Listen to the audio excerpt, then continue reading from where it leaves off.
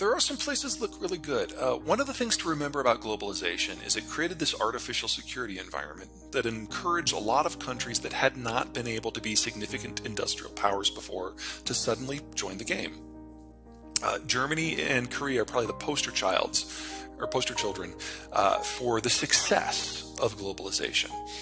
But if we go back to something a little bit more basic, where trade is more localized, where you have to have a decent security system that you can maintain yourself, or you have a neighbor that does it for you, break the world up. And if you look at a map of like 1910, you probably are going to get a pretty good idea of who the countries are that can actually do reasonably well. So I think Southeast Asia is probably the region overall that's primed to grow the most, because here you have an area that does not have a history of going to war with itself, not like Northeast Asia or Europe.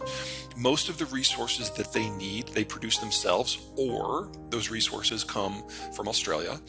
Most of these, or this region as a unit, can produce most of the food that it needs, and what it can't can come from Australia and New Zealand.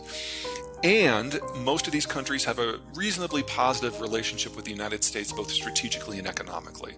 So while I don't think the United States is going to be facing a war with the Chinese, I don't think they're that dumb, I can see some sort of mini globalized system that takes place in Southeast Asia, with the Americans being at least an adjunct part. Taiwan, assuming that, again, that there's no war, is probably kind of joined the system with Singapore as kind of the high-tech anchors for that sort of system. That's something that could work really well. I also think Mexico is in a pretty good spot. Now, the cartels are a problem, the drugs are a problem. That is not going away anytime soon. That is going to define the successes and the failures of the Mexican state and Mexican culture for decades to come. And that's an ugly story. But Mexico has done something that most countries can only dream of. They've cut an economic long-term partnership with Donald Trump. And if you have that already done, then it's just an issue of building out the infrastructure and the industrial plant. And Mexico knows how to do that. So the NAFTA II Accords, because they were done by the anti-trade hard right in the United States, are really secure no matter what happens with the American political model moving forward. And then kind of the final, we mentioned France earlier. I think France is going to be okay. And then the final country that I normally would have not considered that I need to add in now is Japan. Because Japan, like Mexico, got a deal with Donald Trump and has since gotten a deal with Joe Biden, making Japan the only country that has cut a long-term economic and security partnership with both sides of the American political aisle. They found a way to buy themselves into America's inner circle. And they're the only ones who have done that. It is old and it is aging quickly. Three things they have going for them. Number one, even though they have no resources, they now, courtesy of the U.S., have access to the entire Eastern Hemisphere. That makes a big difference. Number two, as their population has aged into obsolescence, they have moved more and more of their industrial plant abroad, most notably to the United States and Mexico. So they no longer have as much of a labor crunch as a place like Germany does. They don't have to make the transition nearly as hard. And then third, and what people miss, is that Japan has been very successful at figuring out how to get by with fewer people while also boosting their birth rate.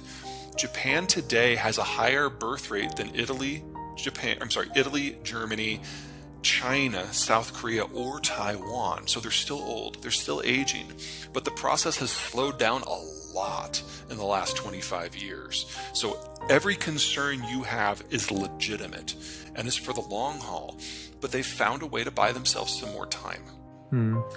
Well, considering the nature of their financial sector, I'm not sure it ever was. I mean, and that's the part of the problem for my work is, like, I can tell you if a country is going to experience national success, but that does not mean that they're a good investment destination. Their population has actually probably been bigger than China for 7 or 8 years. Okay, yeah. Remember, the Chinese numbers today do not yet reflect that overcounting. I know. Planned economy, yes. Yeah, exactly. Okay, so I think India's future is pretty bright. They're the first stop out of the Persian Gulf, so they won't have a meaningful energy crisis. They're one of the few countries that could actually intervene in the Persian Gulf if they wanted to. I'm not saying that they're itching to, but it's an option, which in the world we're going to is good to have options. Their tech sector is Small for the size of their economy, but growing and pretty robust and pretty inexpensive. And they have more than enough energy processing to make sure that they're not going to face the sort of shocks in terms of supply for either manufacturing or agriculture that a lot of the rest of the world will. That's where the good news kind of ends. Their demographic structure is obviously far better than Europe or East Asia's, but it's not as good as it used to be. They started urbanizing very seriously in the early 1990s and have been aging as a result. So actually Mexico has a significantly healthier demographic structure now. But more importantly, the infrastructure and the political infrastructure in India is poor, and it's difficult to integrate among the cities and among the regions. So as we lose Chinese manufacturing, countries around the world are going to pick up pieces of that to service their own markets. India is part of that story, but India will never rely on other countries politically, and honestly it can't economically, for participating in a multi-country supply chain systems like we're familiar with in Europe and in North America. India will produce things for Indians, and when you're producing things for 1.5 billion people, that is a global story. But India will not be trading with hardly anyone as part of that story. I think Brazil has had its moment. Brazil's infrastructure is really difficult because it's built basically on imagine Brazil as a table, but two of the legs have been knocked out. Unfortunately, the high end is on the coast. So the cities on the edge can access the interior, but it's very hard for them to get to the water. And that's why Sao Paulo is the biggest one, because it's on top of the plateau and it has a little bit more room to expand. That makes it very difficult for Brazil to integrate with anyone, even Argentina. They were able in the 80s and 90s to develop a series of technologies and some manufacturing capacity that was fairly impressive, but then the Chinese came in under the first Lula government and set up a bunch of joint ventures and basically raped the Brazilians of all of the technology, and then went back home and stole all of Brazilians' market share in global trade and destroyed the entire manufacturing base. So that story is over. So Brazil is still a commodities producer, and that's about it. They have a demographic structure that's similar to India, so good, but not as good as Mexico. But the capital cost of developing stuff in Brazil is just higher than the global average. And whenever there's a competing source that opens up, it's able to undercut the Brazilians on price. That's probably most obvious in oil. Yes, they've got the pre-salt. Yes, by the numbers, Brazil probably can become an exporter to the tune of 3 or 4 million barrels a day. But you're talking about a cost of production in those zones. It's at least $80 to $90 a barrel, and that's some of the highest in the world. Obviously, the U.S. is the top of my list, and not just because I have citizenship. A couple other things that are kind of color that. The United States has the highest security of any country.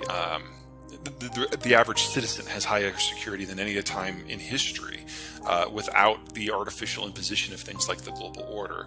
And we're probably going to have to double the size of the industrial plant over the course of this next decade simply to produce the things that we used to get from imports. And if you think of the last time that the United States had a growth spurt like that, and the last time the Germans were dealing with security and economic dislocations, 1 million Germans came to the United States in the 1840s and changed our political culture forever. I expect another mass move of much larger scale this time, and not just from Germany. So, it's hard to go wrong here. Obviously, the United States has other issues that you have to deal with. Me personally, because I'm a little atypical, I went to university in New Zealand, so I couldn't qualify for citizenship there anytime I want to. It's not that New Zealand is self-sufficient when it comes to things like food and energy. It is part of an internationalized supply chain system that it needs. But it's an extended part of the American family, and it's an extended part of the Southeast Asian network as well. So it is heavily exposed to both of the two big growth poles of the future. And in addition, if we get into a situation where the Kiwis have major security problems, the rest of us are long gone